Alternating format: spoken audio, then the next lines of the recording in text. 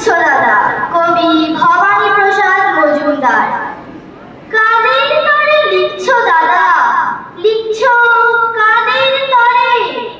ভোর না হতেই আধার নামে যাদের কুড়ে ঘরে, চুষি কাটি ছেড়েই যারা জুতোর বুরুজ ধরে, তারা কি আর কেউ কোনোদিন বইপত্তর পড়ে? কাদের তরে লিখছো দাদা, লিখছো কাদের তরে?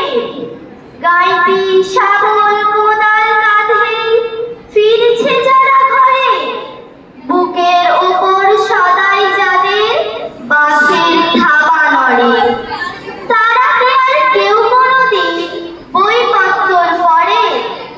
করছি মাতা হেট গো দাদা, করছি মাতা হেট।